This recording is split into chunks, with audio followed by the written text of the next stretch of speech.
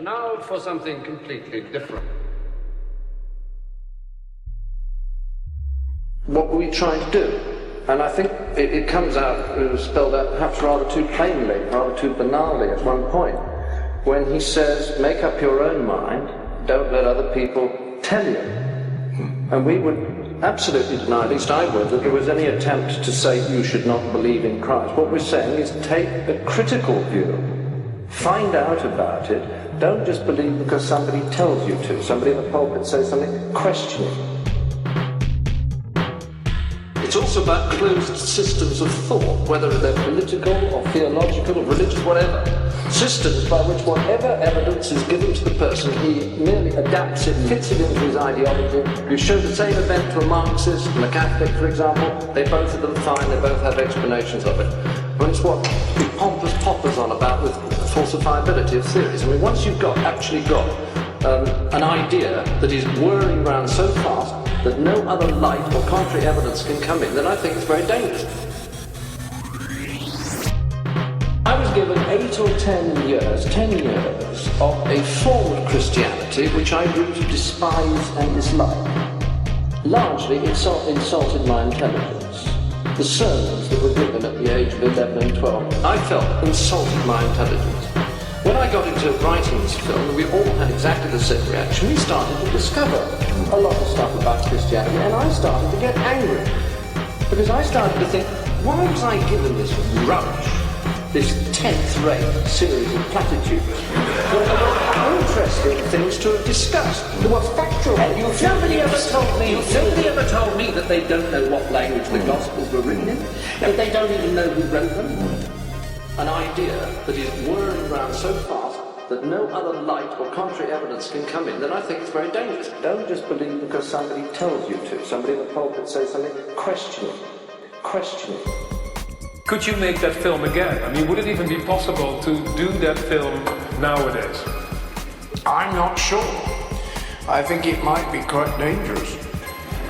Because the polarization of the political and religious polarization in America is worries me terribly, and I what can I say? I'm not so sure that somebody crazy might not shoot us. Then I think it's very dangerous.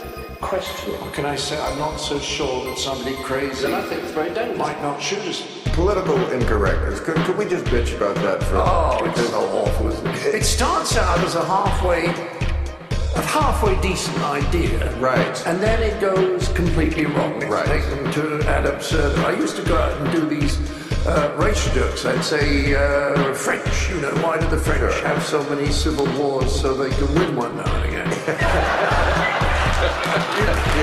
Why are Australians so well balanced? Because they have a chip on each shoulder, I used to do these jokes, and then I say, and there were these two Mexicans, and the whole place would go, oh. Right.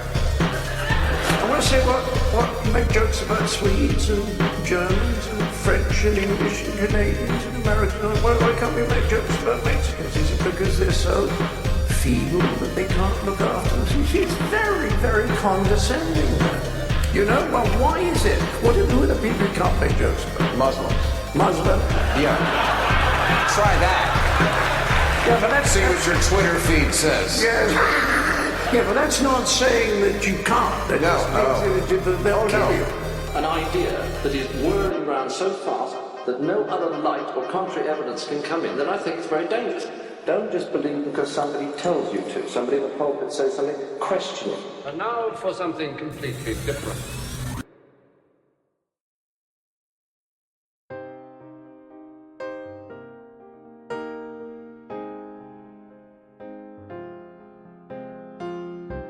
Welcome back to Apostasy Now. A wonderful apostate on today, Armin Navabi. Armin was raised in an Islamic culture in modern-day Iran. So he has a lot to say about a different culture I know nothing about, and you might not know as much about. But even more than that, I have found that Armin is a great thinker. He is in touch with being practical and the understanding of exploring the philosophical nature of life. Every time I hear him talk, I'm more impressed with his intellect and with his compassion for his fellow human beings. Armin also founded Atheist Republic. It's wildly popular. You can find it on Facebook or do a Google search. I encourage you to check it out. He's got lots to say, and I'm sure he'll have much more to say even after our show. So find him, listen to him. Welcome to another episode of Apostasy Now.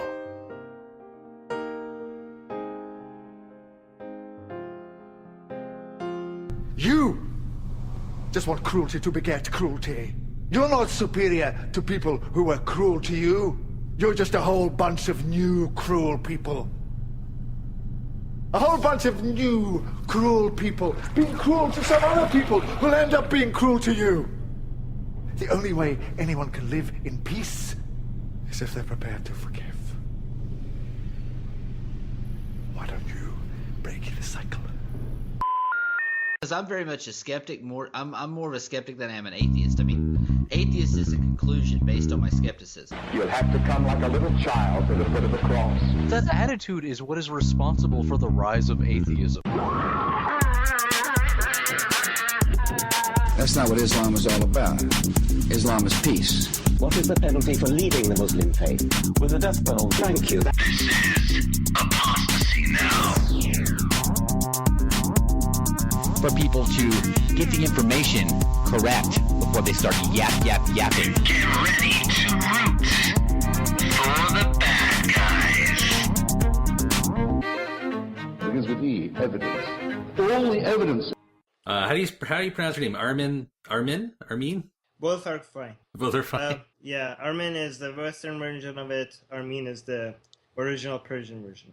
Okay. But if you say Armin, I would look around to see where my mom is because that's what she calls me. So I'm more used to the Western version of it now. So Armin is fine. We've worn you down. I met you at the conference. You were giving an address there. I thought it was really good. Oh, thank you. So so we'll start right off with Atheist Republic. This is something I was familiar with already quite a while ago. You might have asked right off the bat, like, how did that come up? Like, how did you think of that, or how did that begin? Well, it started mostly for selfish reasons.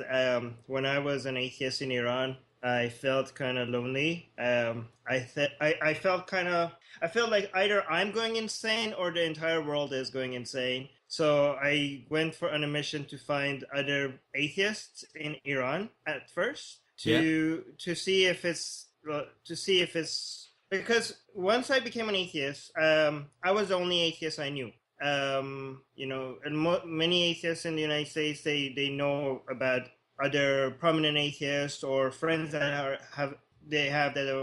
atheists. When I became an atheist in Iran, it was before Facebook. It was before people were so connected online. So I didn't know any other atheists, and I felt kind of smug that do I really think that I have came to a realization that nobody around me has come to the same realization? Like, am I actually claiming that I'm smarter than everybody else that I know of? Or maybe I'm just crazy and everybody else is right. Either you're a trailblazer or a lunatic. Yeah, exactly. Because once I studied history and based on my understanding of biology and a little bit of modern physics, to me it seemed pretty obvious that this whole thing is a con and is made up. Yeah. I was asking myself, like, how is nobody else seeing this? This seems pretty obvious. So I basically started an online community on Orkut. This is before Facebook. Orkut was like a social media started by Google, then eventually was abandoned by Google. So I made a community online called Iranian Atheists. And then within a few weeks, so many people joined, and a lot of people were so shocked to find other Iranian atheists on the community. I was shocked that other people joined, and every time somebody joined the community, we were shocked that there are other atheists in Iran. And we were so happy to find each other. I was like, oh my God, I'm not crazy. You guys like feel the same thing.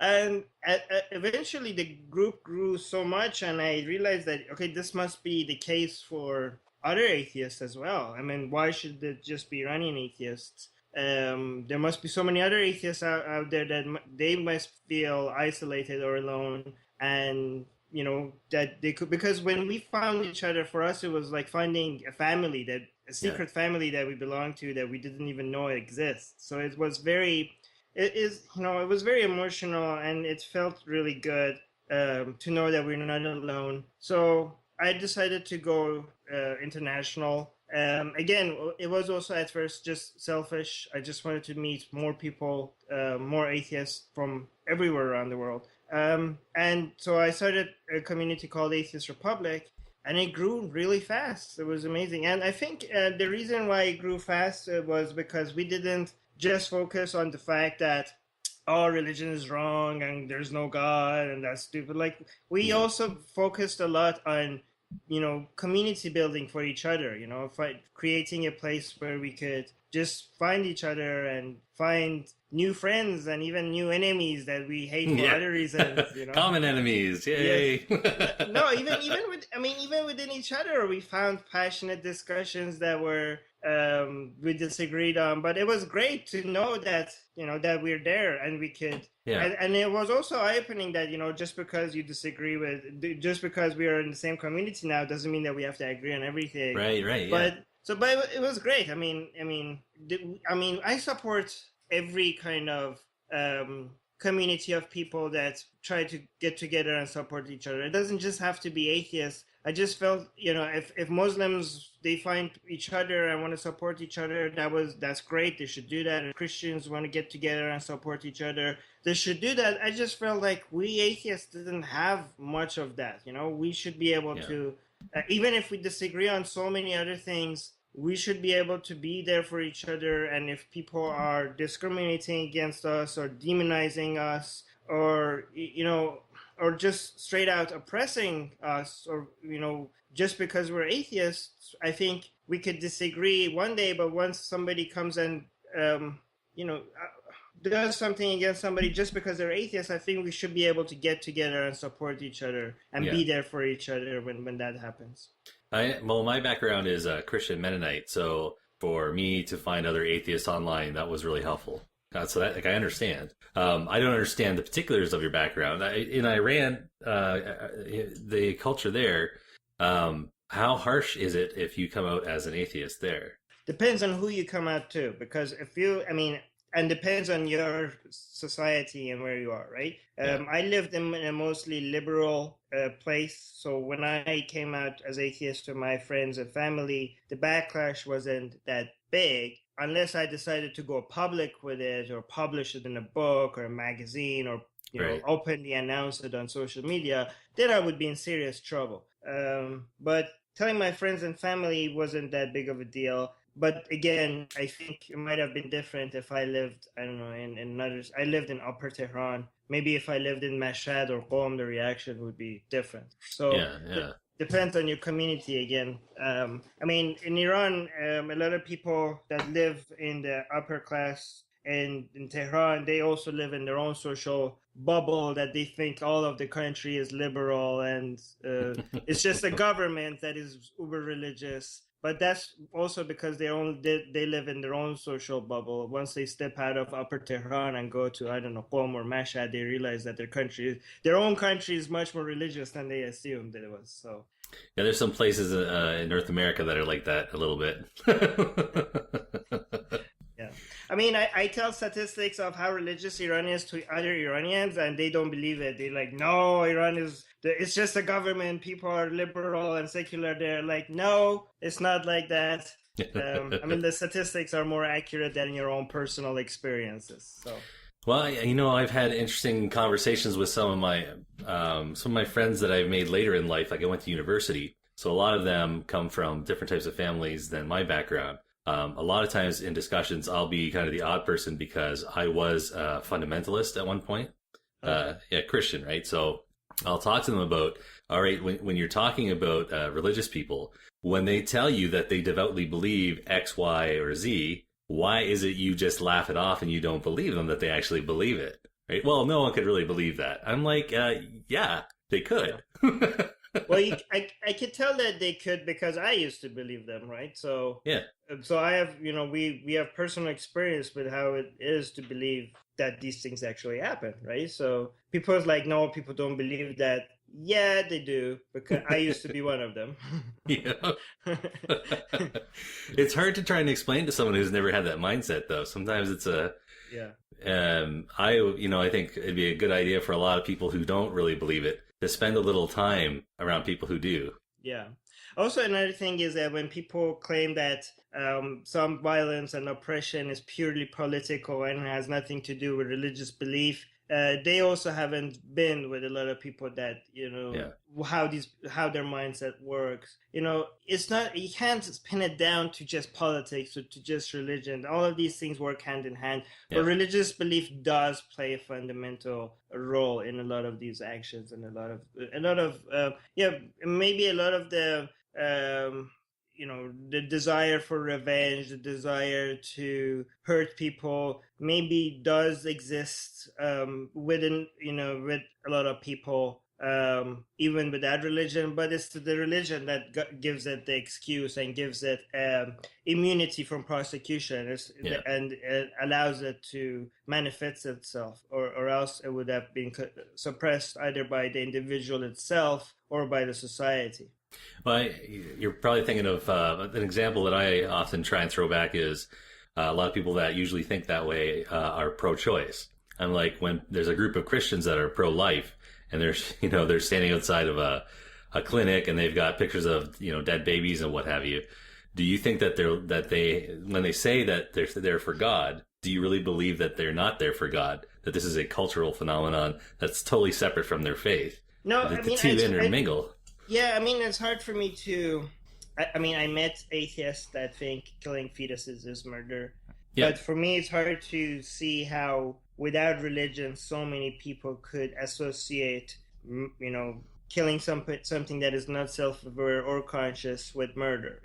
Yeah. I think to be able to, for so many people to have such a strong belief, towards something like that. We don't consider many other living beings as self-aware or conscious, as nobody gives a damn about their death. So this must have a strong root within religion. Maybe not for everybody, but I would suspect for most people. They had that one table at the conference we're at, if you remember. It was atheists or non-believers who were pro-life. So they do exist. Yeah, they are there. I know. I have a theory on this. Would you like to hear it? Why this is such a touchy subject for people. When it comes to spiritual belief, one of the comforts is that we have a destiny and that there's a purpose behind our creation. Religious people even believe that there's a being who will take us up into heaven forever, right? So this is all revolving around the fear of meaninglessness or death.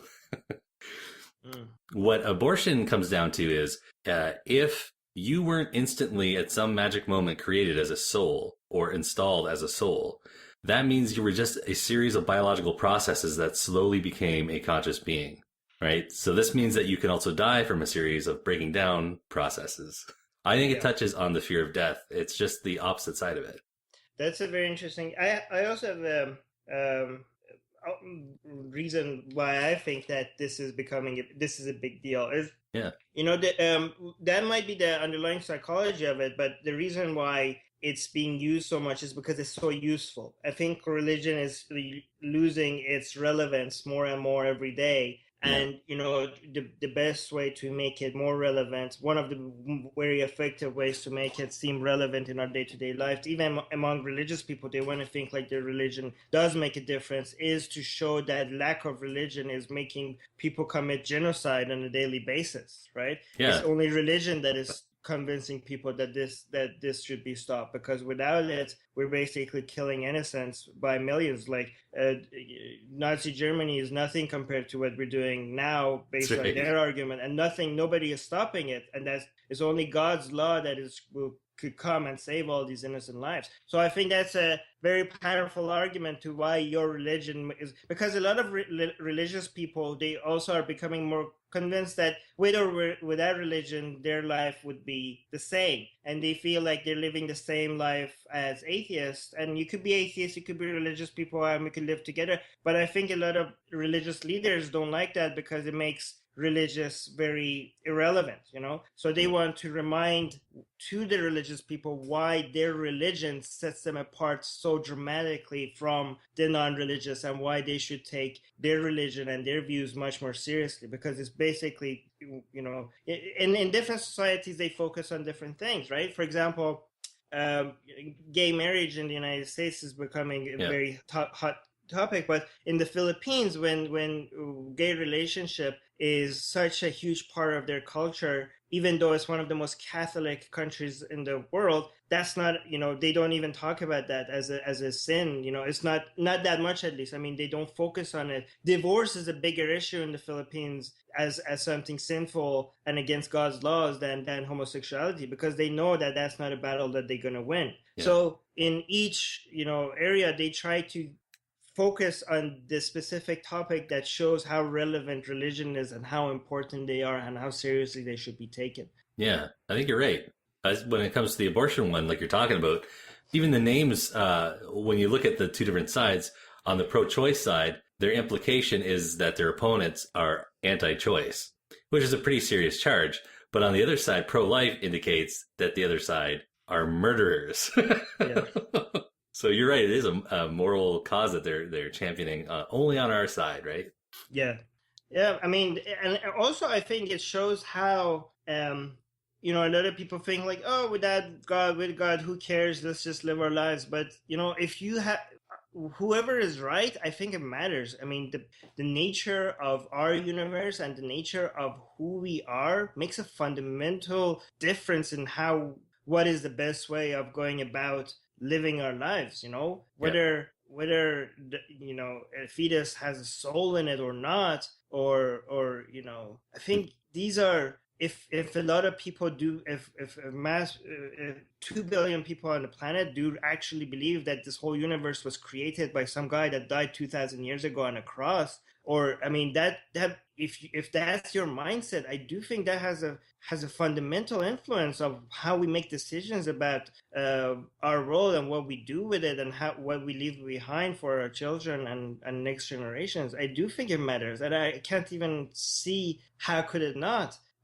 matter, you know, whether do people believe that really a prophet got on a winged horse and visited heaven and met all the other prophets?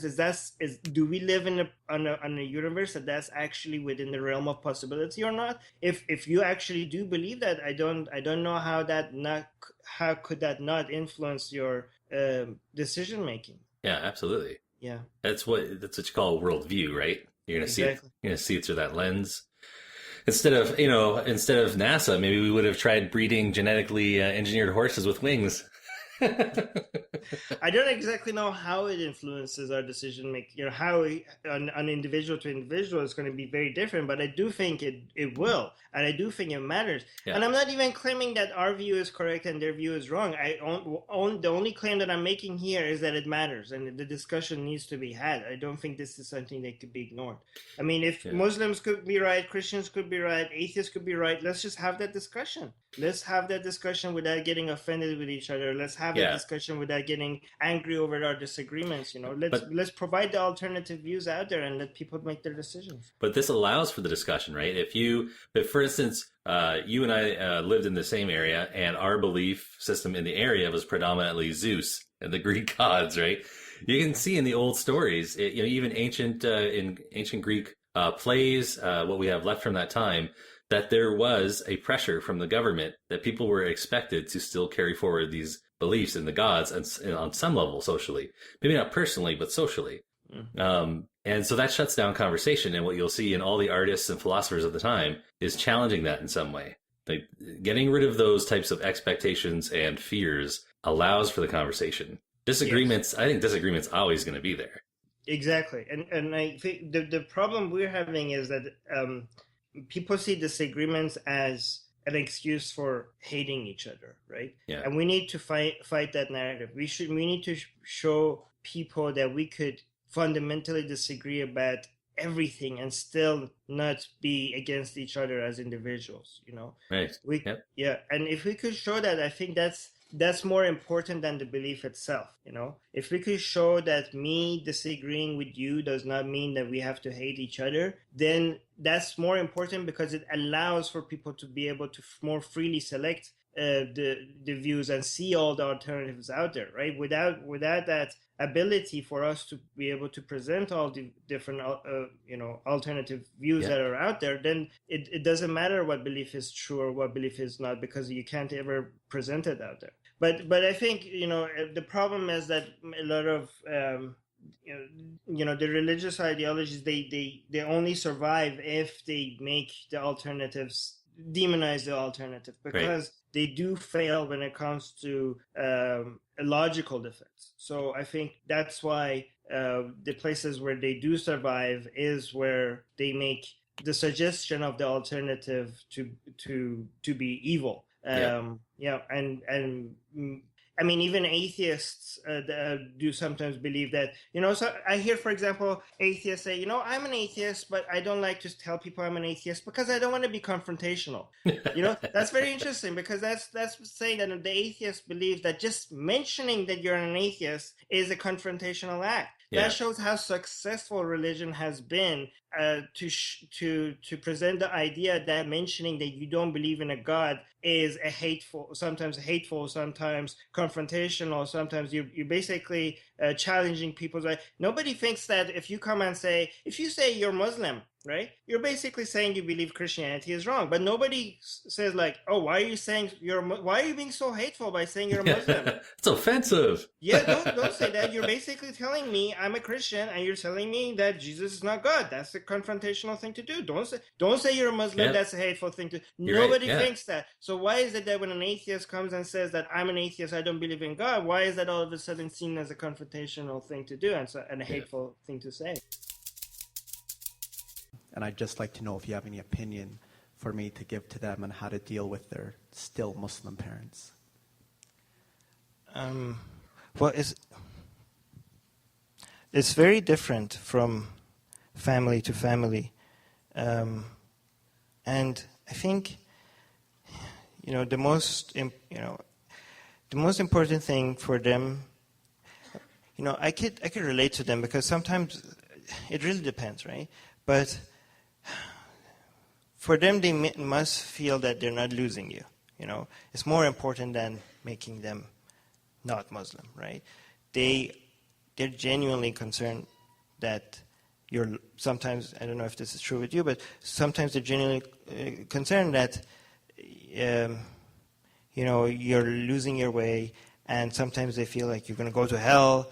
I mean, some parents are more accepting than the others, but I think more than a lot of ex-Muslims I've seen, they try to argue their way out of this, and more often than not, that didn't work. I mean, it worked for me. My parents eventually, both of them became atheists, but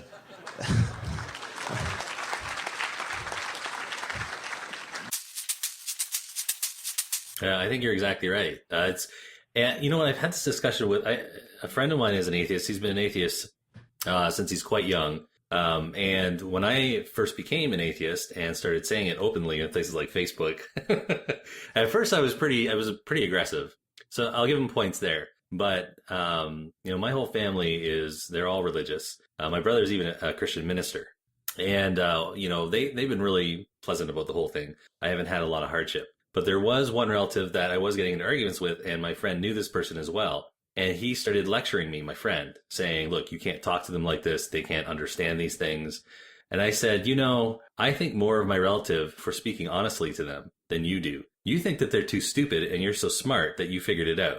But I think if I can figure it out, then there's no reason that they can't understand at least enough to have a conversation with me. Yeah, exactly. I mean, a lot of people, they think that some people are lost, but the fact that we're talking to them, that means that we haven't given up on them, Yeah. That means that, I do think that we shouldn't, if somebody doesn't want to have a conversation, we shouldn't force a conversation on them, right? But if they are having a conversation with you voluntarily, there's no reason why you shouldn't. You don't have to adjust your tone. If they don't want to hear you, they could just not listen to you, or just, if they don't want to have a discussion with you, they don't have a discussion with you. But as long as you're not forcing them to listen to you, or if people can have the choice of not being exposed to your podcast, to your blog, to your video, then it's up to them to decide what they listen to. But it's important for you to provide the choice for them out, the option for them out there to be able to hear you out. Yeah. And that basically, I think that's an act of kindness, not just from you. I mean, the Christian that comes and tries to save my soul, if that genuinely is because he or she believes in a hell and thinks I'm going to burn in hell forever if she doesn't do that, then that's also an act of kindness, and I appreciate that. Yep.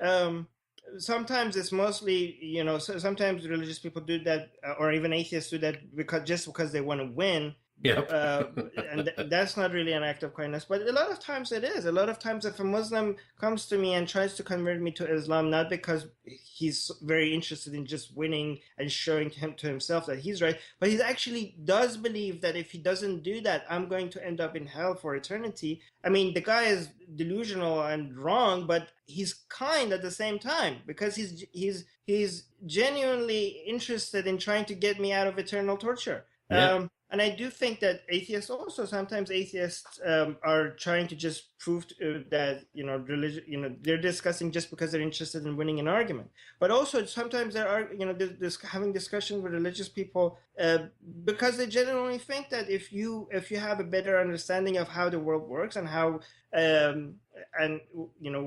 what if your belief better represents what the truth is out there, it's not just good for you personally, it's good for the entire planet. It's good for us as a species to be able to live in harmony with each other if our beliefs reflects reality. It's easier we can make better decisions for ourselves and for our future. Atheists that do that and do believe that, I don't care if they're talking, if their videos or podcasts or blogs come off as nice and polite, or they come off as aggressive or offensive. They genuinely care, and they're trying their best to reach out to as many people as they can. If you think that some people are a lost cause, you have given up on them. We haven't given up on them, and we're not going to them and forcing our content on them. We are standing where we are on our podcast, on our blog posts, on our Facebook pages, and they are coming to us. So this claim that we're being offensive doesn't make any sense, because they are coming to us and finding our content. All they have to do, if our content is disturbing to them, is just not watch it. If not watch the videos, not watch our content. And it's interesting because sometimes we say that, and I see people say, well, why are atheists, if you're saying people shouldn't be offended by our content, then why are you offended by religious content?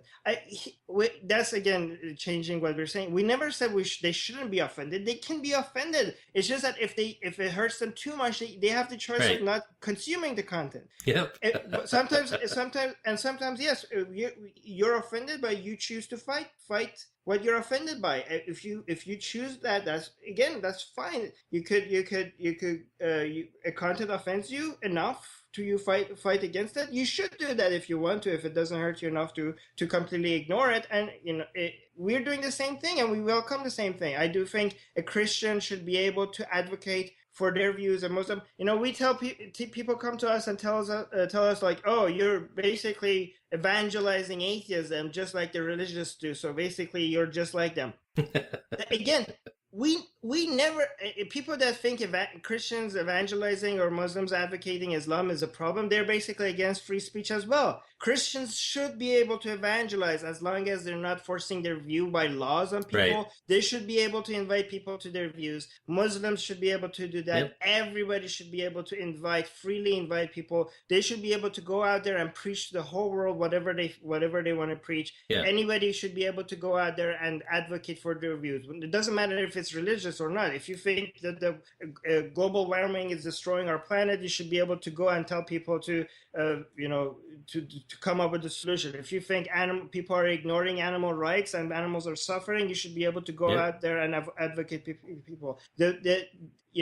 Religion doesn't have a monopoly over people going out there and inviting people to consider their views. So just because if we do that, it sounds. Another thing that people say that they say we're becoming like religious people is creating communities. Like since when atheism became a community, we're becoming more like religions if we create groups of atheists.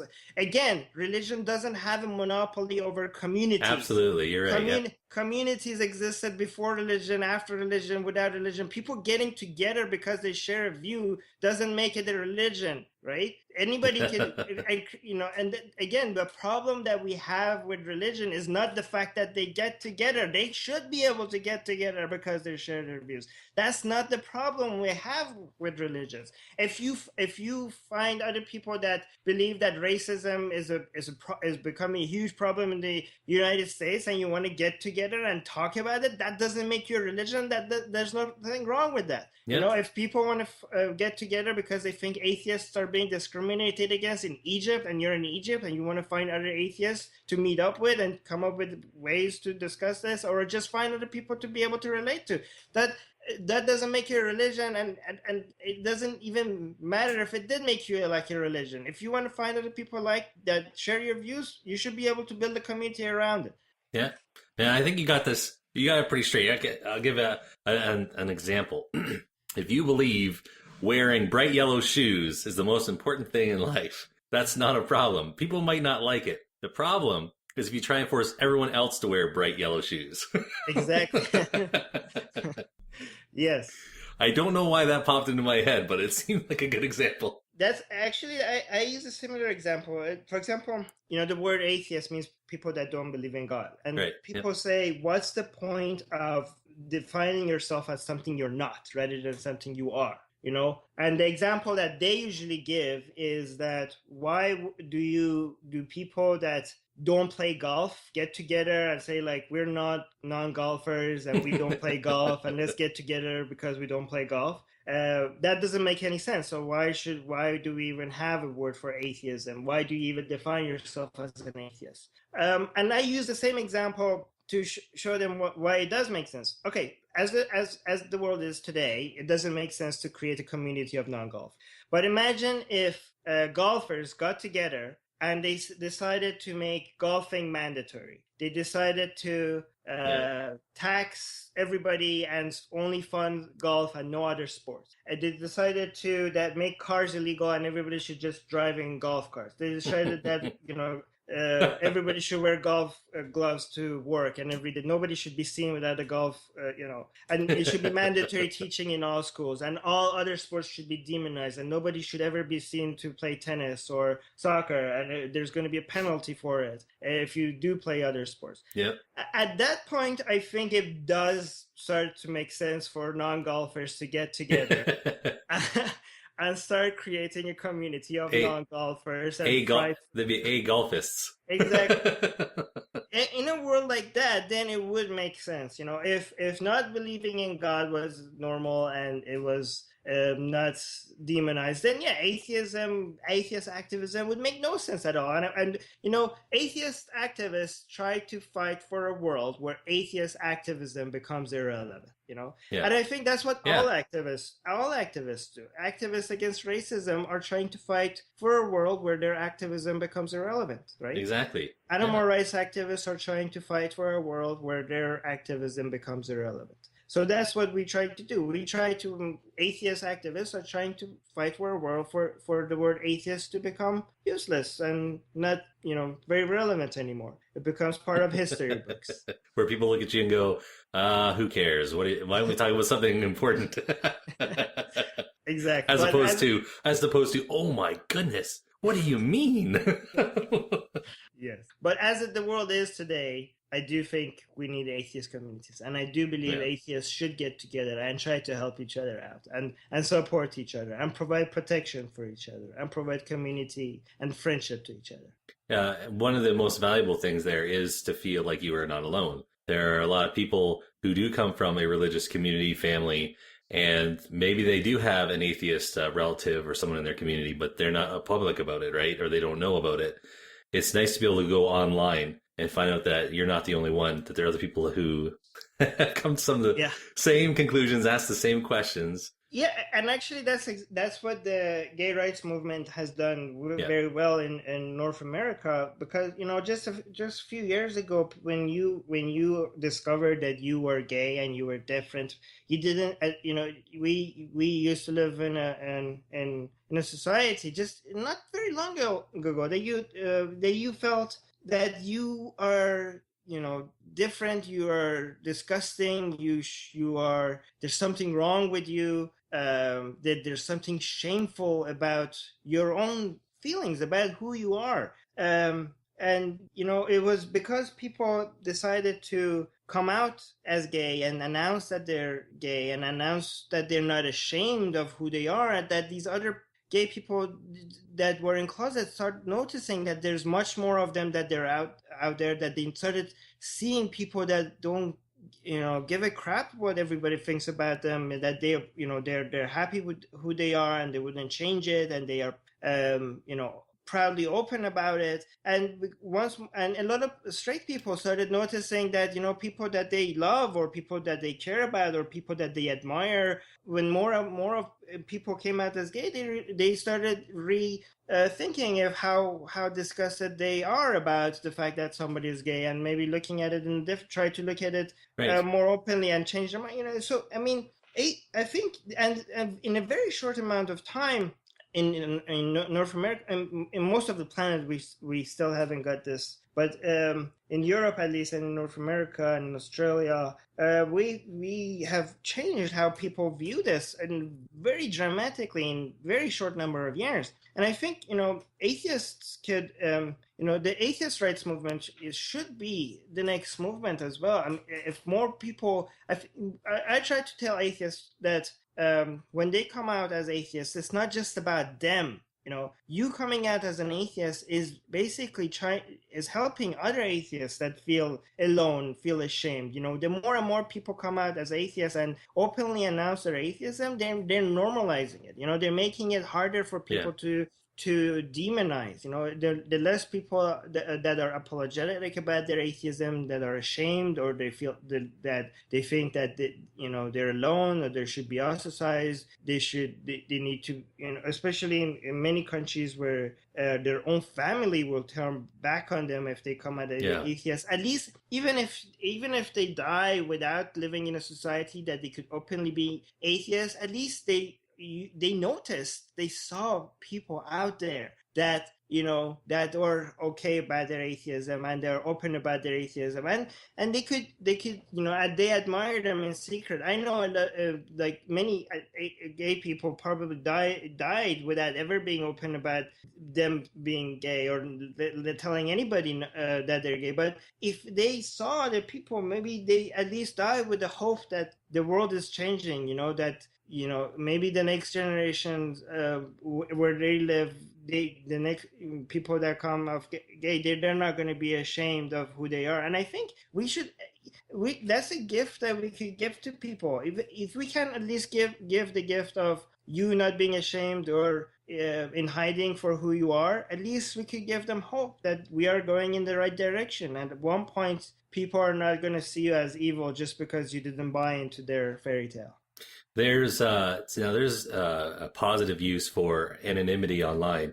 People being able to communicate about this stuff if they live in an area where they feel that they can't safely and openly do so. So one of the things that's been going on lately is there's been a lot of push by, I guess, what we consider left or liberal in the West right now. Even at the UN, they're trying to eliminate basically all unhappy communication, I would say, between people by eliminating anonymity. So, for instance, at the UN, they made a report pushing for countries to try and get every company that works online, like Twitter, Facebook, to be responsible legally for everything said on their services. Oh. Yeah, so if this happens, their solution is then the government should say you have to report everything and monitor everything that goes on, and all anonymity ends. So interesting spillover into every single area of communication. Then you lose positive as well as negative.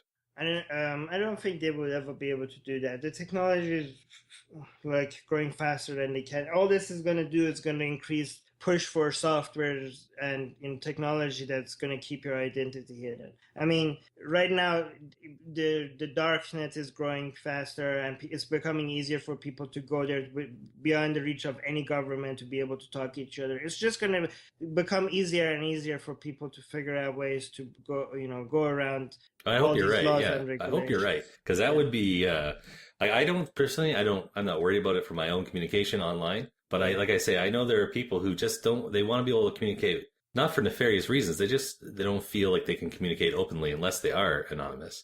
I don't think it makes you a bad person automatically. The fact that governments are pushing for this just shows how out of touch our laws and regulations are when it comes to the way that the world is heading. But I am, it is dangerous. A lot of people, we shouldn't be too satisfied with ourselves because and the progress that we're making, because it does, if you ever study history, you can see how easy it is for things to shift in the wrong direction really fast. Really Absolutely. And for so many people to suffer for just a few people making very bad decisions. I do think we need to be out there. I mean, if more people need to become activists, more people out there need to be vocal. No more people out there need to, call out, bullshit when they see it, or try to push for a more open world. I mean, based on statistics, the world is actually going to become a more religious place. Even though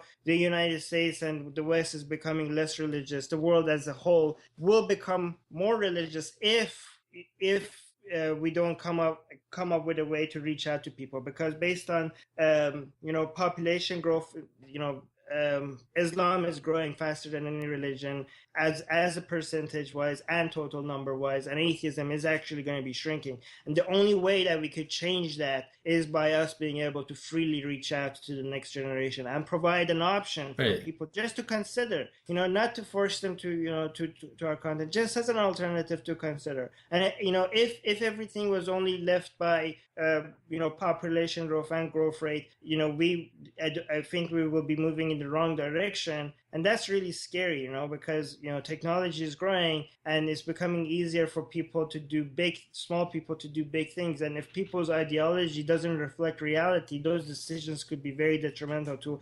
the whole planet. So the only way to change that is to basically, for us activists, to be able to go and reach out to everybody, especially the generation that hasn't made up their mind yet. And to be able to do that freely, all these barriers of communication needs to be broken. Yeah. And, you have the barriers of communication could be legally enforced, or it could be psychologically enforced. Legally is when government tries to come, when it comes and tries to limit social media, tries to outlaw certain kind of speech, within their country. Yeah. And I think those could be broken easily. But the psychological barrier is when people, that's harder to break. And I think that's a bigger barrier than the legal barriers. I think those barriers are where people are trained to be offended, trained to bring their guards up as soon as somebody introduces a view that might question their already held belief. And I think that's the last defense line when it comes to the religion. That's the last barrier, and it's the strongest barrier. And I think that's the barrier that we need to fight against. This whole idea of me being offended means we need to be able to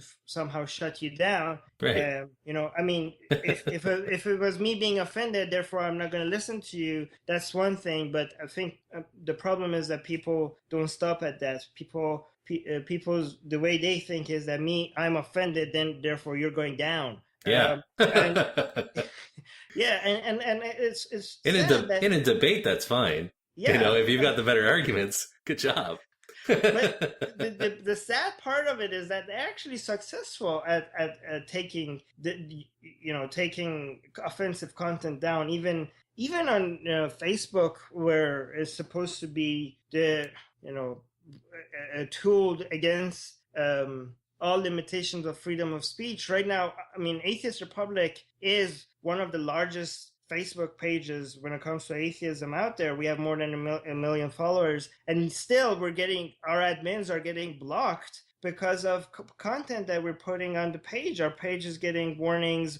Right now, my profile has a 7-day block on it. It has 3 more days left. Oh, really? Posting, yeah, a post that I shared from another Facebook page on Atheist Republic, and I reviewed the community standards of Facebook. It violates none of the community standards. And the interesting thing is that the post that I shared didn't get taken down, but my sharing of it on Atheist Republic got taken down, and nobody else that shared it their post got taken down. Only on Atheist Republic, and this is not because it's broken in community standards. It's because there's a lot of Islamic groups that when they don't like a content, they just have thousands of people that mass report content until Facebook's algorithm automatically takes that. There's nobody, I don't think there's nobody on Facebook reviewing these things. It's just based on the number of reports, and they figured this thing out. And the fact that they are so effective at getting an army of people just to report a post that they weren't taken down. I think the term a lot of people use for that is false flagging. They don't like what you say, as opposed to you said something you're not allowed to say.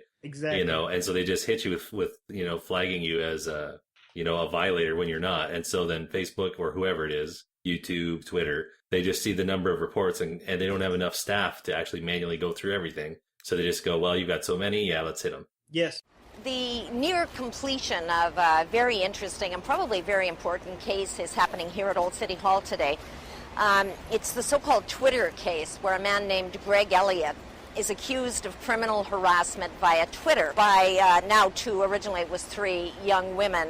Anyway, these 2 women, Ms. Guthrie and another, say that in spring and summer of 2012, Mr. Elliott was criminally harassing them. In fact, though, the investigating officer who charged Mr. Elliott has acknowledged in his testimony that Mr. Elliott never threatened either of these women. He never used any sexual innuendo. He didn't do anything that you would typically associate with harassing behavior. And I guess the bottom line of the allegation here is that if the alleged target of tweets or presumably Instagram or any of the other social media feels as though you're harassing them, maybe you are harassing them. I find it an astonishing concept, actually, that just because I might feel a certain way, that would make it so. Hi, media. Can I talk to you? No, you need to get out. Well, you need to get out. No, I don't. You need to get out. I actually don't. All right. Hey, who wants to help me get this reporter out of here? I need some muscle over here. Help me get him out. Who's going to help me? Are you documenting? What are you doing? I'm documenting. Okay, well, you need to get out. You need to get out. This is public property. Yeah, I know, that's a really good one. I'm a communication faculty, and I really get that argument. But you need to go. You need to go. You need to go. Sir, please respect these people's wishes. I think it's very simple. I didn't see you respecting that reporter. Then why the did you accept the position? Because Who I have hired you? I have a different You vision should than you. step down. If that is what you think about being a pastor, you should step down. It is not about creating an intellectual space. It is not. Do you understand that? It's about creating a home here. You are not doing that. You're supposed to be our advocate. You should be at the event last night when you hear a Franco say that she doesn't know how to create a safe space for her freshmen in Silliman. How do you explain that? These freshmen come here, they think this is what Yale is? Do you hear that? They're gonna leave, they're gonna transfer because you are a poor steward of this community.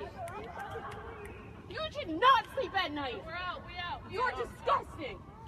And we've been inside these groups that we see what they do. They actually have very effective instructions of exactly how you report, what you click on. They do the screenshots. They train their people, and it's interesting that they have managed to get thousands of people that are just ready for you to tell them what to start reporting and what to start flagging. And it shows that if they could get so many people that just blindly follow whatever you, because what I noticed is that a lot of people don't even speak the language of the post, but they're just waiting for you to tell them what's something anti-Islamic that needs to be taken down. So for the way social media works, and this is very important because social media is right now the number one way of outreach. But the way that social media works is that the more followers you have and the more interactions people have with you, the wider the reach is going to be. And the sheep-like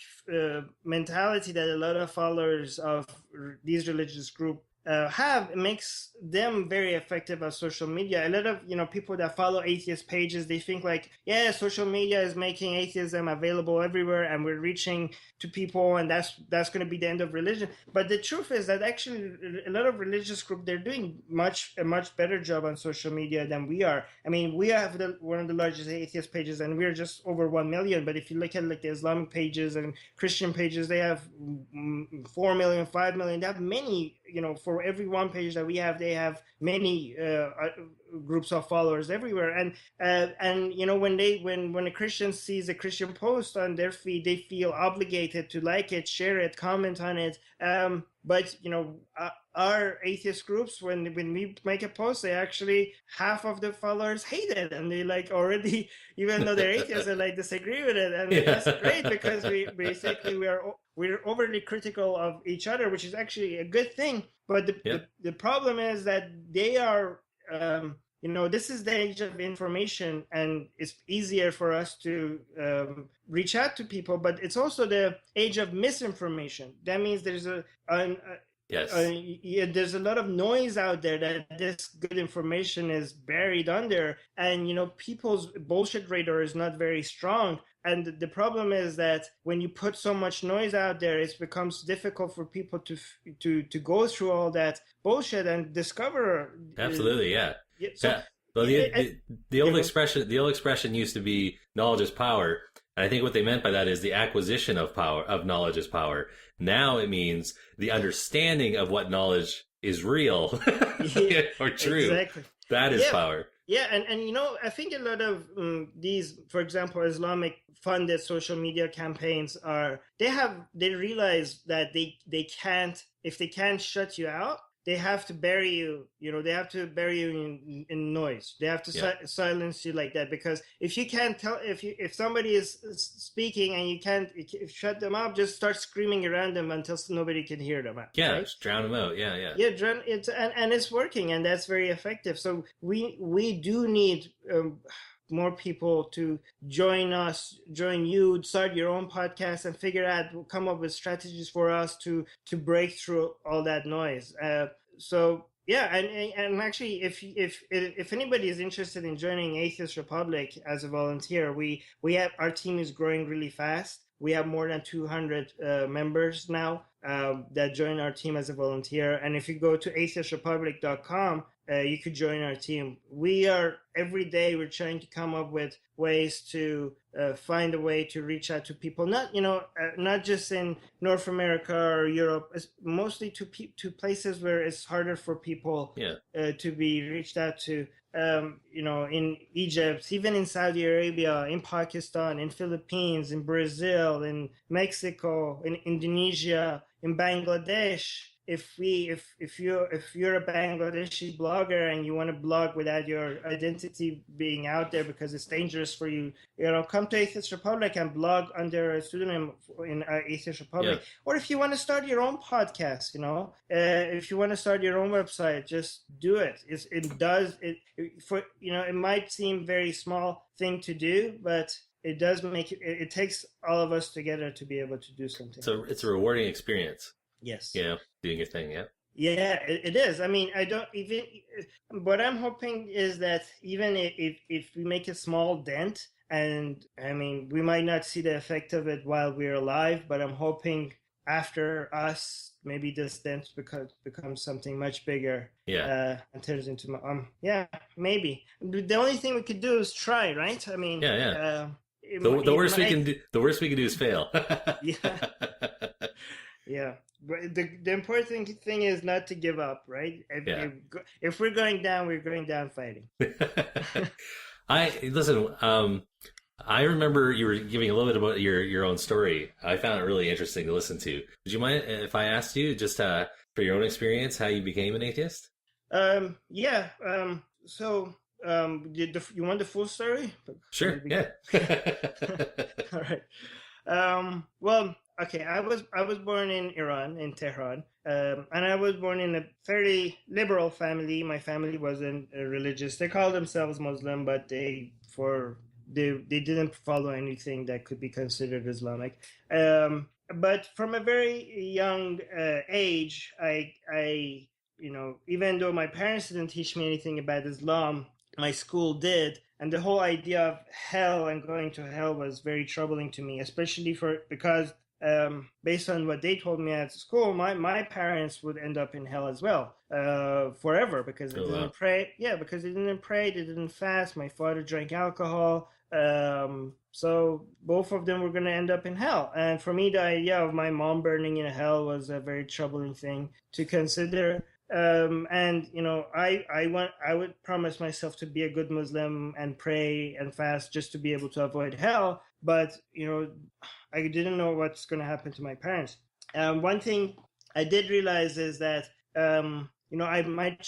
Actually, I predicted this from a very young age, that I might change, and even if I do become a good Muslim, I might actually one day not end up leaving Islam, and then I'm going to end up in hell. I was very terrified about that, right? I told my religious teachers, what if I become a bad person? And my teacher's answer was always, well, just don't become a bad person, you're going to be in heaven. But they didn't understand why I was so nervous about that. Just don't become a bad person. Yeah, I just don't. But for me, it seemed like people didn't worry enough. As a kid, I was like, everybody around me believes that hell is real, but they're convinced that they're not going to end up there. And I didn't understand how they were so sure about it. Most of the people I knew didn't pray, didn't go to a mosque or anything. I asked people, so, you're drinking alcohol, you're having sex before marriage, aren't you afraid of going to hell? And their answers usually were like, I don't think God cares about these, small little things. Do you really think God, the creator of the universe, cares about my sex life? And I felt like, okay, sure, but are you sure about that? Like, how do you know? Like, don't you want to be sure? Like, you do believe that there's a place where you could burn forever, and you're just like guessing, people worried about their grades, about their career, about what they, about so many things, about what they're going to be dressing for their party tomorrow, or if their haircut is good. But nobody seems to be that much concerned about the fact that they could end up in this place that they're going to be burning for eternity. They didn't. If that was real, I would think the only thing that makes sense is to, on a daily basis, to come up with plans to figure out how to make sure that you don't end up there. That would be the only logical thing to do. So one thing they told us in school was that, based on the way Islam was taught to us, was that in Christianity you have the concept of original sin. So everybody is born with sin, but in Islam, children can't sin. So for a girl, there's no such thing before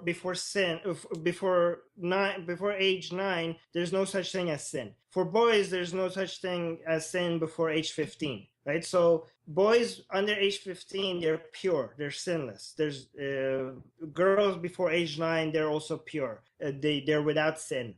So that means that if whatever you've done, if you die before age 15, you're gonna end up in heaven because you had not sinned. Or clean slate. For girls, yeah, exactly. And actually, it's interesting because in school they made fun of Christianity for thinking that babies have sin, because how could you be sinful if you don't even know what's right or wrong? Crying the wrong way. Yeah, well, it's for a lot of things that it's interesting, because a lot of the things that atheists make fun of Christians for, we also as Muslims also use the same stories to make fun of Christians. That's funny. Even people who don't agree, when you get a third party, then you can both get together and laugh at them, right? Yeah, exactly. So for me, when this seemed like an obvious loophole when I learned this, because for me, why would I? Yeah. Why would I not just kill myself before age 15 and just make sure I go to heaven? Right? Because in Islam, killing, suicide is a big sin, right? It's a serious sin that you can commit, and you are going to go to hell if you kill yourself, right? Yeah. But not unless you do it before age 15, right? so I was like, well, then I should just kill myself before I become 15. That to me, it seems like an obvious decision. Why would I stay around and gamble the possibility of going, between going and, why would I gamble my soul? Right. I just get guaranteed heaven, and without sticking around and just saying if I'm going to be a good person or not, right? I'll just check out early and go to heaven. I mean, the whole thing seemed like a game to me that I was never asked to play, and the penalties of not winning this game seemed huge. Even if there was 1% chance of me losing this game, I thought like it doesn't make sense to play this game. Because you were taking the teaching literally. Everybody did, but it seemed like nobody cared enough to try to come up with a solution. I mean, the thing is with Islam, in Christianity you have fundamentalist. The terminology that people use is that you have fundamental Christians that take the Bible literally, and you have the moderates that don't. But in Islam, the people that are moderates, they also take Islam, the Quran, word by word. It's the word of God. It's nobody. I mean, no. If there is a Muslim that thinks that the Quran is not the direct word of God, they are in the most fringe minority of Muslims out there. Every Muslim, even the ones that don't follow Islam, believes, almost every Muslim, and I have not yet met a Muslim that doesn't believe this, believes that the word in the Quran is absolutely directly, word by word, the word of God, right? Right. Most of them have not read it. Most of them have no idea what's in it, but yet they do believe that it's the direct word of God. And that was another weird thing for me, because for me it was very strange that you think that the creator of the whole universe wrote a book and you have read other books and not have yet read Yes, that's right. Why would you not read this? This is the author of this book is the creator of the fucking universe, and you have not taken the time to read it. Like, seriously, it's interesting. It was very strange to me. This is not, but that is not unique to Islam. It is very common, I think, with every major faith. Yeah, exactly. But so I actually tried.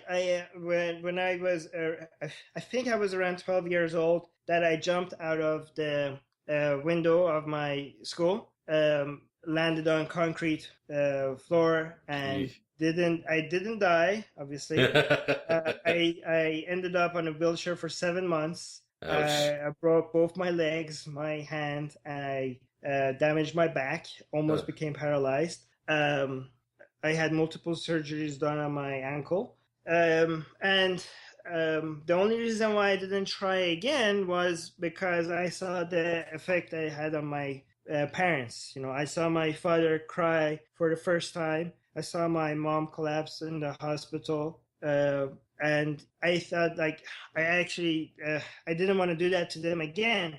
So when I reached age 15, I decided that I need to. The only way out now is to just be a good Muslim and follow everything, follow Islam. Yeah.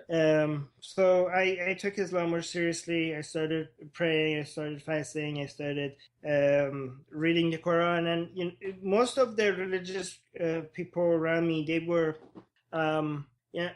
were very mostly obsessed with the specific Islamic teaching. To be fair, most of the people around me weren't very religious, but I did try to be around, religious, my favorite teachers became my Islamic teacher. I started hanging out with them more. I started showing up at the mosque in our school more. But I was also more interested in learning more about God himself rather than specific Islamic teachings, which I really didn't know if they were accurate or not. Right. I was more interested in the Quran itself rather than all these other books that religious people wrote. And I also was still interested in saving my parents. My parents were starting to get really annoyed with me because I tried to get them to pray, and they were not very interested. They were freaked out because all of a sudden their son turned into a fundamentalist. Yes. So they're already frightened enough about the hospital incident, the injuries, and then you're done that, and now you become a fundamentalist. Yeah. I think they saw that because they realized that I committed suicide. They thought because I was depressed, but it wasn't because I was depressed. I have no problems with depression. I was just trying to not go to hell. Yeah. But they believed they didn't know why I did that, so they believed I was depressed, and they saw me becoming religious as a coping mechanism.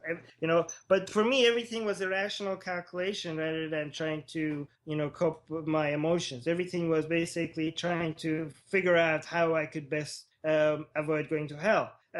But so they let it they didn't want me they didn't try to make me not religious because they were afraid of me trying to commit suicide again.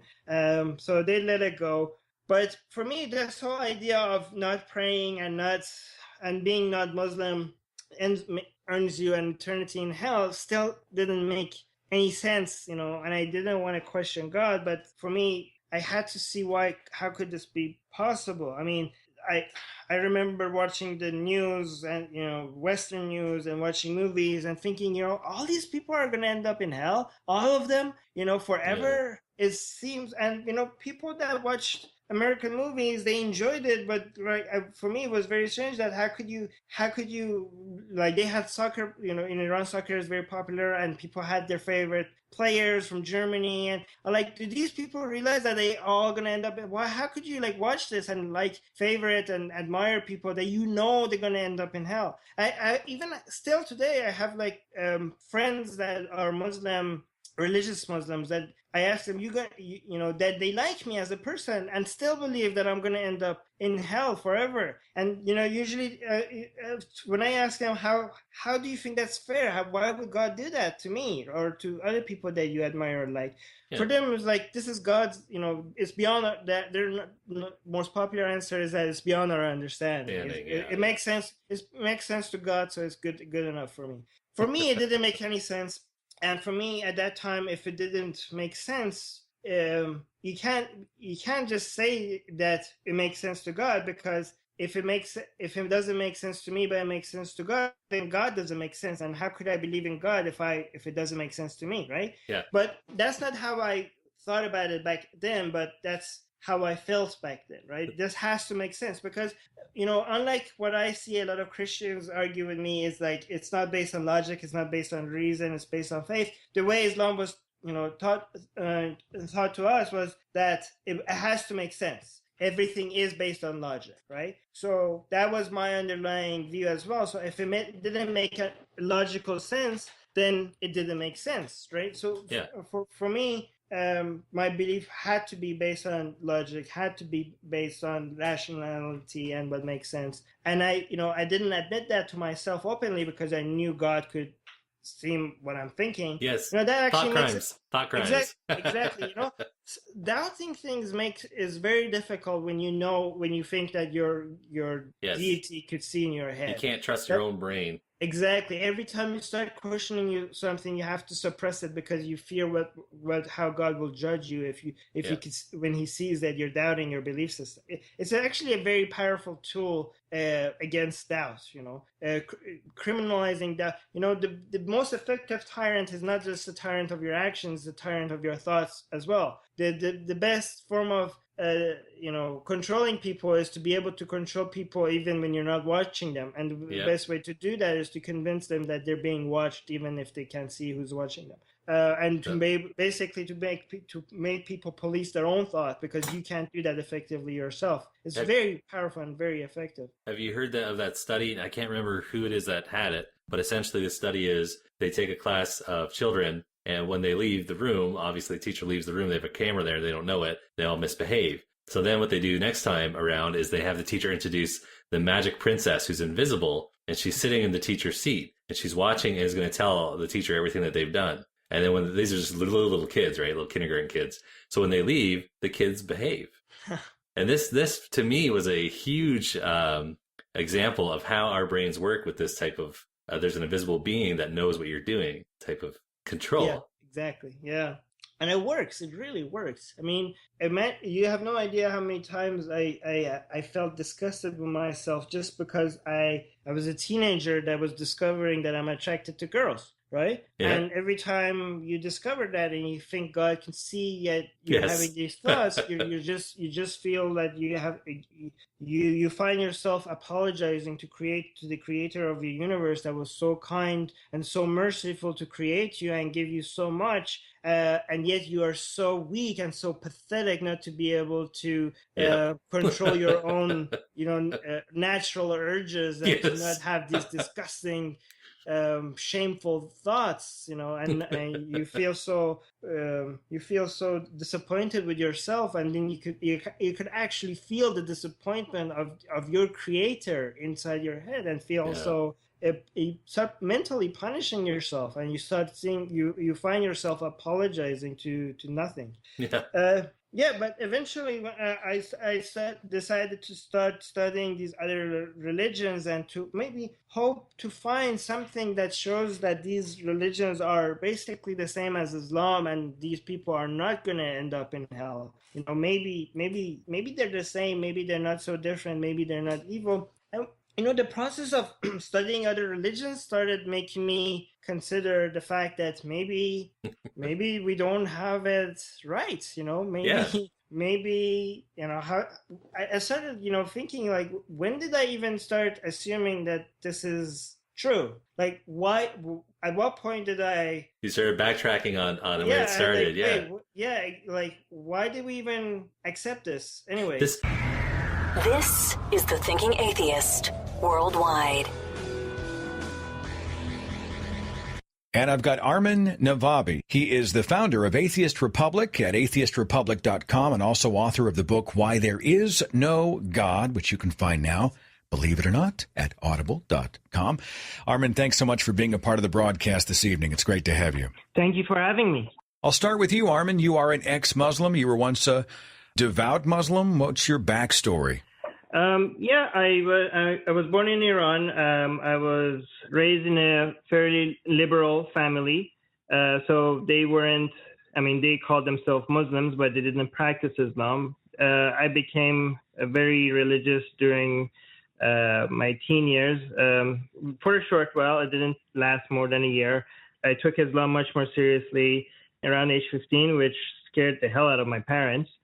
But eventually, because I took Islam more seriously and I studied Islam more closely, that eventually turned me into an atheist. This is actually the original meaning of the word ideology, as I understand it, is the tracing back of where ideas begin. Oh, I didn't know that. That was how it was originally used, I guess. Yeah. So, I mean, for a lot of people, the only reason why they have an ideology is because they've never considered that something else could be true, right? It's not because at one point that they decided, okay, I'm going to become Muslim now, or I'm going to become Christian now. It's because you've never considered that there could be something else, right? Yeah. And as soon as I started considering that, the floodgates of doubt started opening, and it was terrifying at first because the more I started peeking at that possibility, the more obvious it started becoming. Because when I started looking at other religions, it also became quite apparent that it seems like throughout history, Islam was not the actual religion. There were other religions. They started, borrowing from each other, adapting to this. Yeah. Because the way we were told is like Islam was always the religion. Even before Muhammad, Islam was God's religion. Since Adam, Islam was. Yeah, Christians are the same way. Yeah. But there were times in history that nobody even, people worshipped many gods, and this whole idea of having one God seemed ridiculous to many people, right? At some point. And then to me, it seemed like, what if, and to me, at that point, having many gods seemed ridiculous. And and then I thought, like, well, why is the idea of having one God not ridiculous, right? So what's the difference? Like, how do we know that they were right and we are wrong? And yeah, so once you start opening that door, that you can never shut, have it shut. But another thing very interesting is that to me, when I introduced the same doubt to my friends, the first people that I started mentioning this to, they also became atheists within a week. So the underlying doubts were probably already there.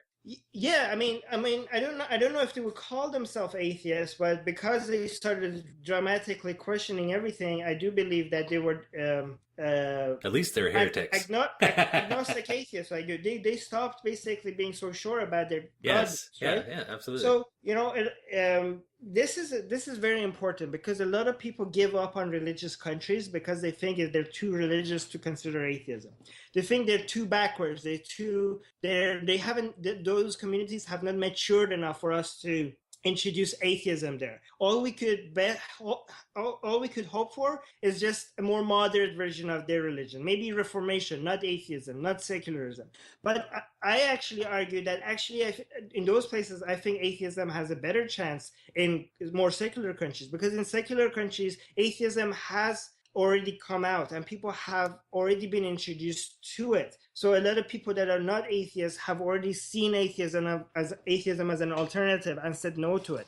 But in more religious countries, a lot of people, the only reason why they are not atheists yet is because they have never even considered it. Exactly. Yeah, So, absolutely. So there are a lot of smart people there. There are a lot of people that are natural skeptics, that all you have to do is just introduce them to this possibility, and they're just natural atheists. So I do believe that in a lot more religious countries, I do think that atheism actually has much more room to grow than in more secular and more open countries. It's just that we just haven't reached out to a lot of these people that we need to be able to get to. Introducing the big idea is, not just that you have cognitive dissonance, right? Those ideas that are starting to conflict in your mind, but hey, have you ever considered the possibility that maybe some of the ideas you hold, you just don't need them?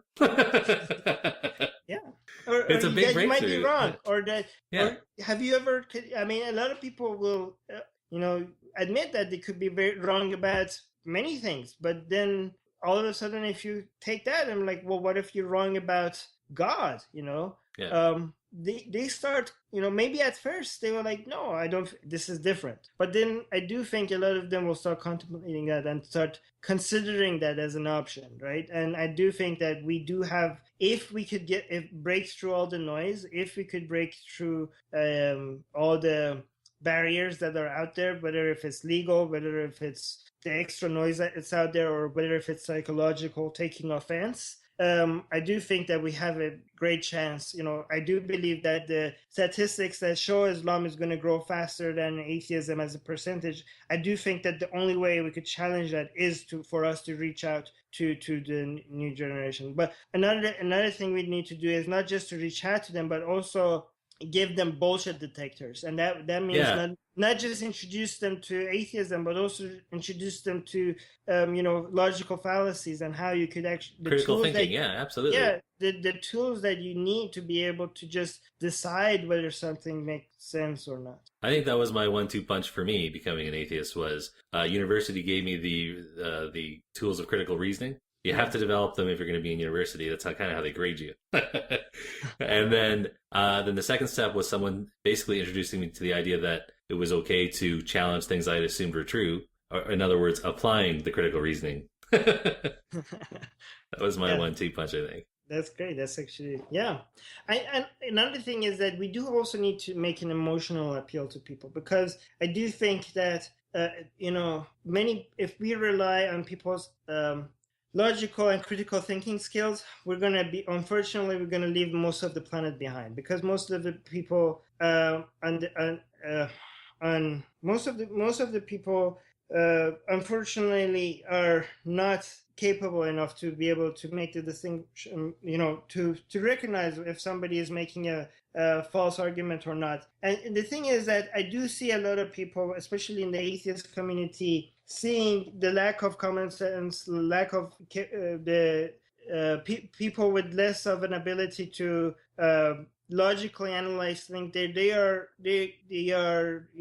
looked down upon and demonized or called stupid. The problem is that those people are actually most people. And the fact that a lot of people are not intelligent, the fact that a lot of people are not educated should not be we should not hold that against them, because these are intelligence or educations are dependent on your upbringing, dependent on your genetics, depending on the values that you grew up with in your family. And even though common sense is not common, I do think that sympathy and people caring for each other and people wanting to see other people happy, that's something that is very common, right? And I think if we can appeal to people's logic, we are able to appeal to people's sense of sympathy. I do recognize that appealing to emotion is a logical fallacy, but I do believe among all emotions, sympathy is one emotion that is usually moves us in the right direction rather than, compared to all our other emotions like fear or hatred. And I do believe that, I have talked to many theist people, probably more than is healthy, but I have recognized that to most of the theists that I talk to, talking about logical fallacies and talking about the need for evidence, or talking about the burden of proof, it's not going to work unless they have some background or some value for evidence or some value for logical analysis of something before you start believing in it. For a lot of people, this comes to an emotional judgment call, and you're not going to be able to change that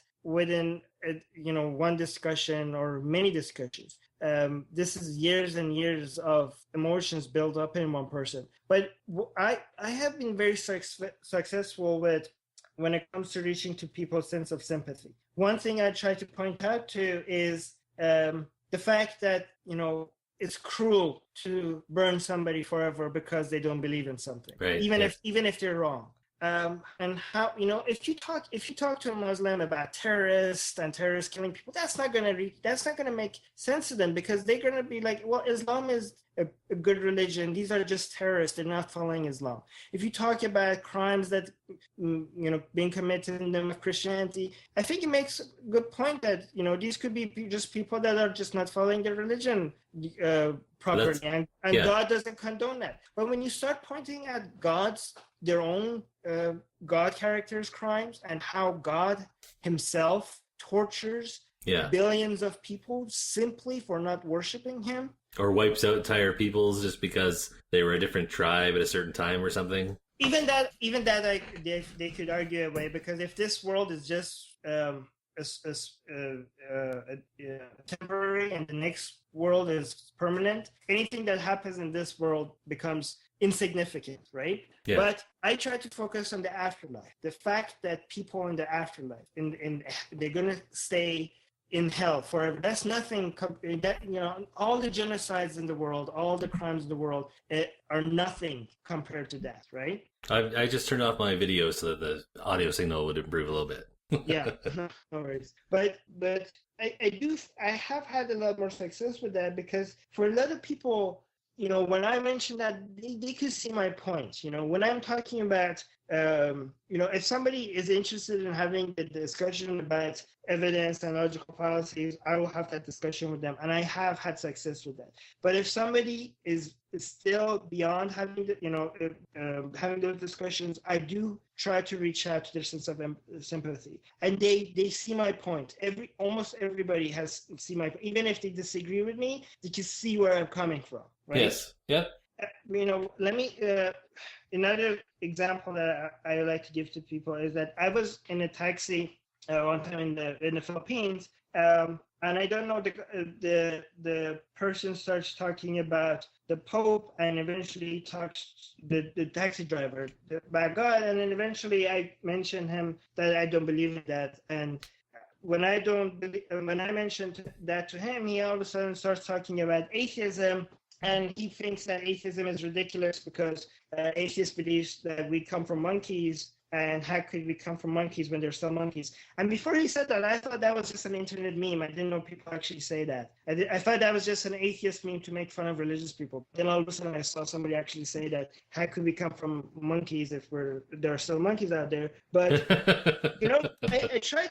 I thought about, when people say stuff like that, what you hear on the internet is usually, go educate yourself, or go read a science book, or how could you be so stupid? But then I thought, this guy is driving a taxi to probably feed his family, right? Do I really think that this guy makes sense for him to go pick up a biology textbook instead of trying to figure out how to provide for his family and make some money to go sit around and flip through a biology textbook? Would I do that if I was him? I probably wouldn't do that if I was him, and it doesn't make sense for him to do that anyway. And guess what? A lot of people that do talk about these things, they don't understand that they had the luxury of the time and the education or the value system that got them to the point to talk about these things. Most of the planet is not there yet. Right? It's hard for us to remember that because we have reached a point where we know what happened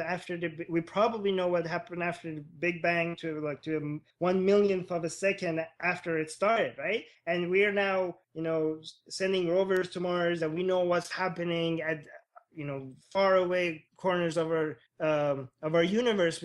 We know what's going, and for us to remember that most of the humans alive today, they have no idea about any of these things, or they think that the whole universe was created by this guy, this person that died on a cross 2,000 years ago, or that Muhammad got on a winged horse and went to heaven. Most of the planet is still there, right? Yeah. And it's hard for us to remind where most of the planet is right now when we're surrounding ourselves with critical thinkers and people that think like us, or people that are interested in science, or interested in education, and talking about these.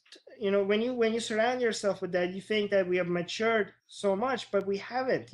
We have been accomplished all of that with a fraction of our planet, and the rest of the human race is just taking advantage of it without even understanding it, right? Right.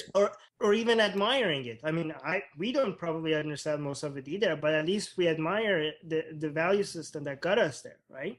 Do you think maybe that what you're talking about, what you're kind of getting at, is that not everyone is in a position to have a formal debate.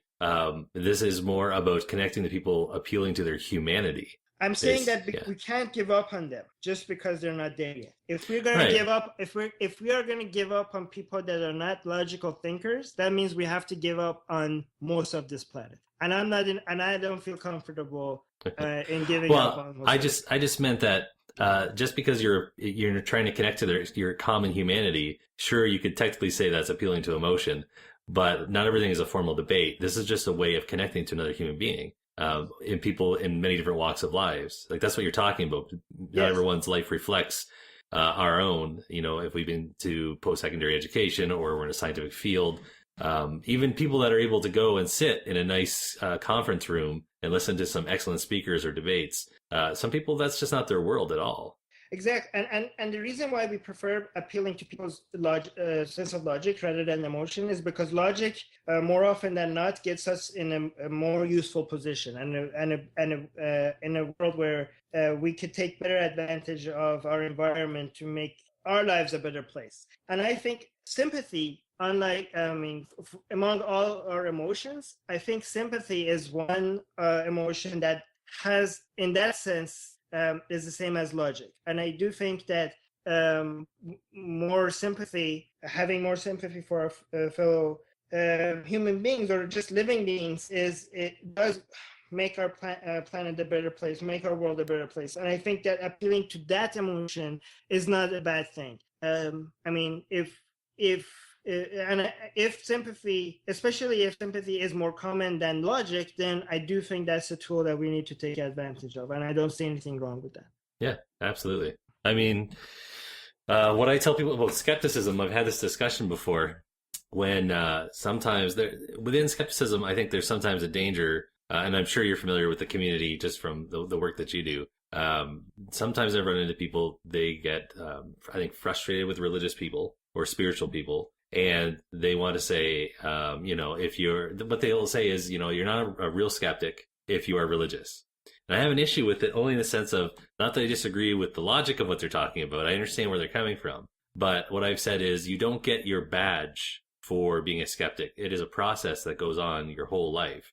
Anything to do with what you're talking about, logic, trying to go through the different fallacies of how we think ourselves or other people, it is a lifelong process. And not everyone's going to be on the same stage. So there's going to be some obvious necessity to connect to people with what you're calling sympathy, which is just our common human experience.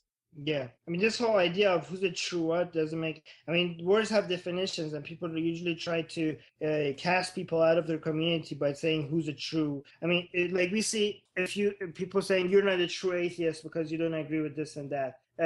Or this is not why atheism is bad. Atheism is about this.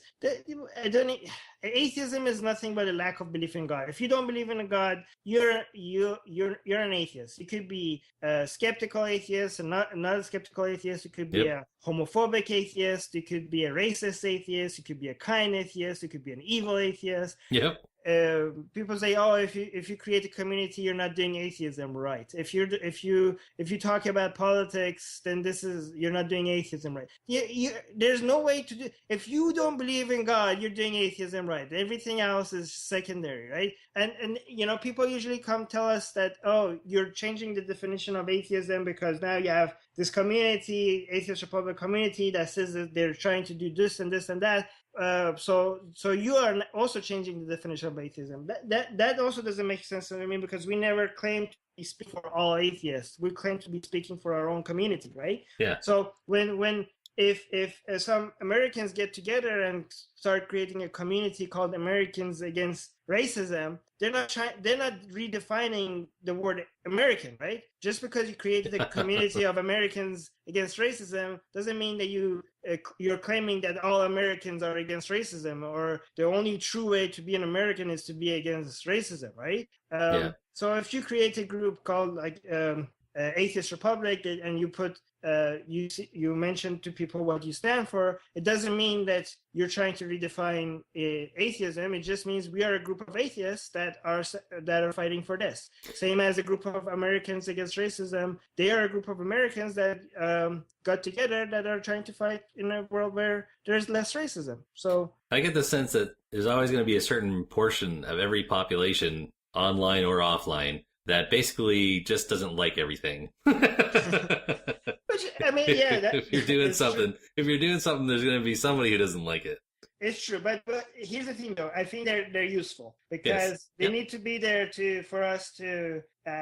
Sometimes they're frustrating because it doesn't seem like no matter how much you explain shit to them, they're never happy. But I think I'd rather have them there and keep us mindful of how we say things and what we say than not having them there. And that's why we actually never ban anybody for these things on the Atheist Republic public page. We get atheists, racist atheists, homophobic atheists, and we keep them there. We don't ban them, not just because we want to learn from the fact that how we could challenge them and teach our community how we could challenge them, but because it's also educational for other atheists. Because other atheists, there are sometimes atheists that go out there that try to and make it seem like if you're an atheist, then you're more tolerant, or you're more liberal, or you're more this, or you're more that, which on average might be true, but it's good to see these things for atheists to recognize, not to make such general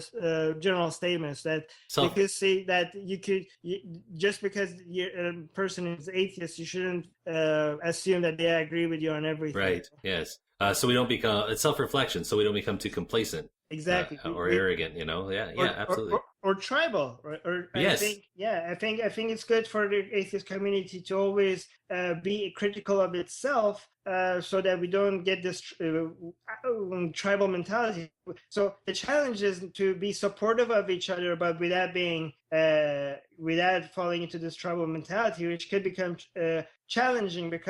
But the way to do that is to teach people that you don't have to support someone's views, or to even like somebody for you to recognize that they shouldn't be discriminated against because of their lack of belief. You should be able to hate somebody or their view and still fight for their rights to say whatever they want, or to basically not be oppressed for their views. Just if you find an atheist, if I find an atheist that I disagree with almost everything except the fact that we both don't believe in a God, I should still be able to protect that person and provide that person with a community where he or she could feel safe from oppression for their views. Well, Armin, thank you so much for being on the show. Like, the more I hear from you, the more I'm aware of your different perspectives on different things, the more I'm impressed. You are a great thinker. Thank you. Appreciate it. Thank you for having me on the show. It's really. I want to also say that this shows like this are so helpful, because every time you have an audience, you have a following, and when you invite somebody on your show, all of a sudden they went from having an audience of one or two to being able to share their views with many more people. And it's one thing I like to encourage anybody with a platform is to also to look at more ex-Muslims, atheists, because I do think that a lot of atheists in the East could take advantage of platforms like this podcast, and to be able to make the atheist community a more global community, rather than having the atheists in Islamic countries have their own movement and the atheists in Christian countries have their separate movement. It's good to have ex-Muslims and ex-Christians and ex-anything, and people that are always atheists, to be able to share platforms with each other and introduce each other to their audience like this. So thank you so much for having me. And well, I really appreciate it. I hope you're right, because I think that's exactly true. Hearing about experiences from other atheists in other parts of the world helped me have a better perspective on the stuff that's going on in my own life and over here. Yeah. Okay, so now I'm gonna end the interview there. I should give you the opportunity to tell people where to find Atheist Republic, or anything else that you would like them to find that you're working on.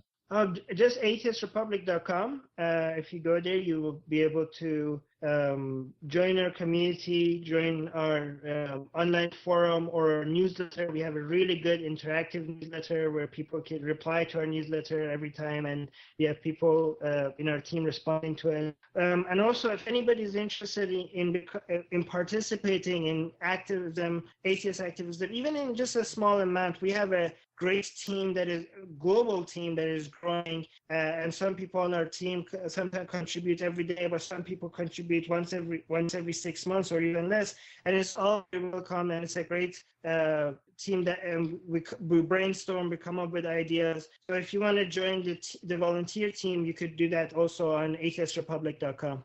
Awesome. Da, da, da, da, da.